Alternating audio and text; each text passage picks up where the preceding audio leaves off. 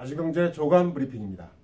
처음 소식은 문재인 대통령이 두 번째 규제혁신 행보에 나섰다는 소식입니다. 은산분리 규제를 완화하겠다고 밝혔는데요.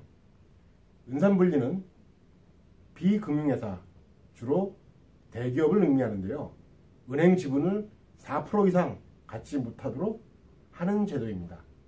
한마디로 대기업이 은행을 사금고화하는 것을 막겠다는 것인데요. 장점도 있었지만 문제도 많았습니다. 대통령이 지적한 것처럼 기존의 금융회사들은 경쟁이나 혁신 없이도 과점적인 이익을 누려왔는데요. 과장된 말로 땅 짚고 헤엄치기식의 영업을 해왔다는 것입니다. 그런데 인터넷 전문은행이 출범하면서 금융권 내에 지각 변동이 생겼습니다. 카카오뱅크나 K뱅크 등의 등장과 함께 간편송금은 물론 공인인증서 없이도 은행 거래가 가능해졌죠. 또 365일 24시간 언제나 은행 거래를 할 수 있게 됐습니다. 소비자 입장에서는 굉장히 편안함을 추구할 수 있게 됐죠. 이에 따라 문재인 대통령은 은산분리를 완화해서 IT 기업이 인터넷 전문은행에 투자할 수 있는 길을 강조했습니다. 즉 대기업도 인터넷 전문은행의 지분을 확대할 수 있다는 얘기입니다.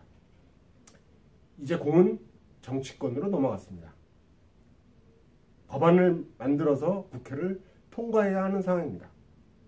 말로만이 아닌 진정한 의미의 혁신이 조속히 이뤄졌으면 하는 바람입니다. 다음 소식입니다.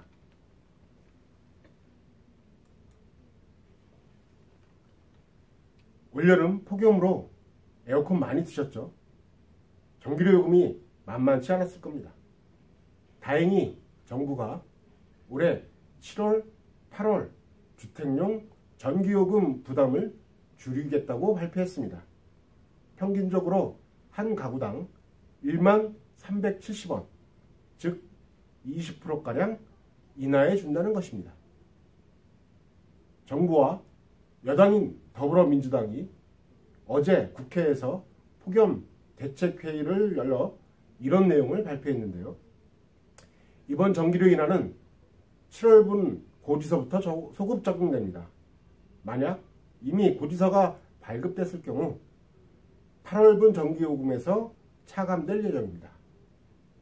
전기료 걱정 때문에 에어컨을 마음껏 틀지 못한 분들은 억울한 마음도 들 수 있겠는데요.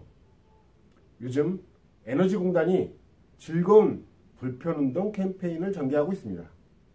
내가 좀 불편해도 건강한 지구를 위해 즐거운 마음으로 불편을 감수하자는 캠페인입니다. 지구환경을 생각해서 에너지도 절약하고 전기요금도 줄였다는 긍정적인 생각을 해보면 어떨까요?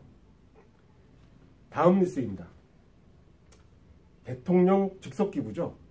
국가교육회의에서 대입제도 개편 공고안을 발표했는데 논란이 많습니다. 교육부는 이번 권고안을 토대로 이달 말 최종안을 확정할 예정인데요. 안이 확정되면 2022년, 즉 지금의 중학교 3학년생부터 적용이 됩니다. 골자는 대학 입시에서 수능 중심의 전형을 확대해야 한다는 것입니다.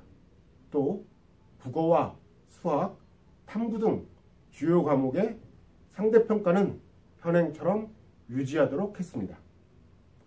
문제는 구체적인 수능 전형 비율을 명시하지 않았고 수시 모집에서 수능 최저 학력 기준 유지 여부는 대학이 자율적으로 정하도록 했다는 것입니다. 지금 역시 마찬가지입니다. 국가교육회에서 1년 이상 논의한 내용인데요. 정시 모집을 소폭으로 늘리는 것 말고는 현재와 크게 다를 것이 없습니다. 이런 논란은 이미 예견됐습니다.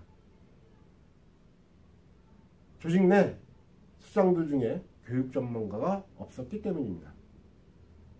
신일영 국가교육회의 의장은 이대 총장을 지낸 것 이외에는 교육정책 분야의 경력이 전무합니다.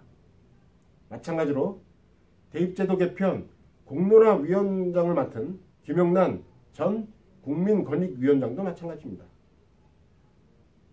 비전문가들의 손에 맡겨진 백년지 대계, 과연 제대로 될지 걱정입니다. 아주경제 조간브리핑이었습니다.